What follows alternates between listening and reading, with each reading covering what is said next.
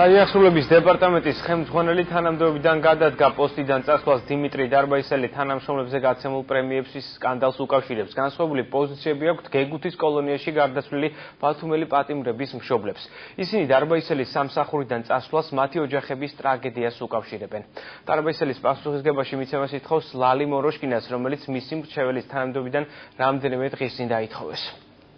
მე ბოლომდე ერთგულად ვემსახურე ჩემს საქმეს და ჩემს ქვეყანას. მიუხედავად ამისა, მიმაჩნია, რომ ამ ეტაპზე უნდა დავტოვო დაკავებული თანამდებობა.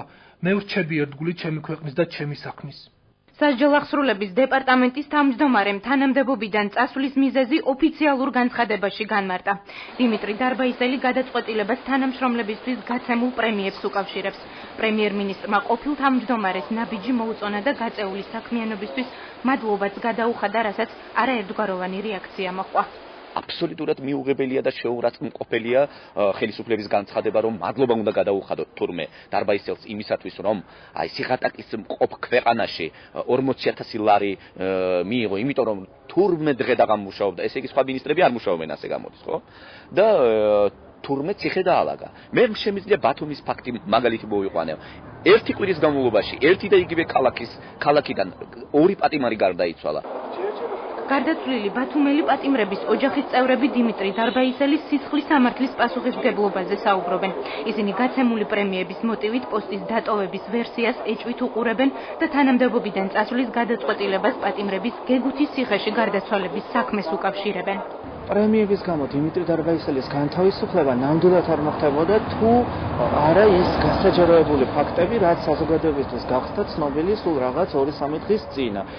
კიდევ მეტი რაღაც გახდება საზოგადოების ცნობილი, თუნდაც ის ფაქტი ალბათ გამოიხატება მკვეთრად და გამოძიება დაადგენს, რომ როგორ შეუგზავნა მან ფსიქოლოგიათაშლები და 3 მკვლელი ერთად ჩემს ძმას. გამოძიება არის თითქმის მისული წერტილთან, მან იცის ყველაფერი და ამ ყველაფერმა იძლევით იმისთვის, რომ შემდეგ არ მოხდეს გაშაება თანამდებობის, თავშივე მოიშორეს.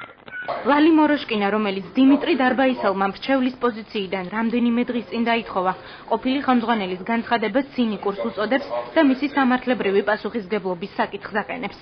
მან ვერ უპასუხა დაგროვილ შეკითხვებს, შესაბამისად მიიღო განცხადება, სანამ მას გაანთავისუფლებდნენ, თავად დაეწერა ასეთი განცხადება, თუმცა ეს მას არანაირად არ აარიდებს იმ სისხლის სამართლის პასუხისმგებლობას, რომელიც მას დაეკისრება ყველა იმ გადაცდენაზე, რომელიც ფიქსირდება დღეს დეპარტამენტში და მე ახალ დეპარტამენტის თავმჯდომარესთან ერთად სიამოვნებით ვიმუშავებ. დაწერილია განცხადება ბატონ უჩანანუაშვილთან, ჩემ აღდგენასთან დაკავშირებით, ეს არის დღეების ამბავი. დიმიტრი დარბაისელი საჯაახსრულების დეპარტამენტის თავმჯდომარის თანამდებობაზე 2013 წლის 29 ნოემბერს დაინიშნა. პოლიციის პოლკოვნიკი მანამდე სახელმწიფო უსაფრთხოების სააგენტოს თბილისის მთავარ სამმართველოს ხელმძღვანელობდა. დარბაისელმა შინაგან საქმეთა სამინისტრო 2008 წელს პირადი გადაწყვეტილებით დატოვა და საქმიანობა კერძო სექტორში განაგრძო. სამართალდამცავ სისტემას ის 2012 წელს დაუბრუნდა.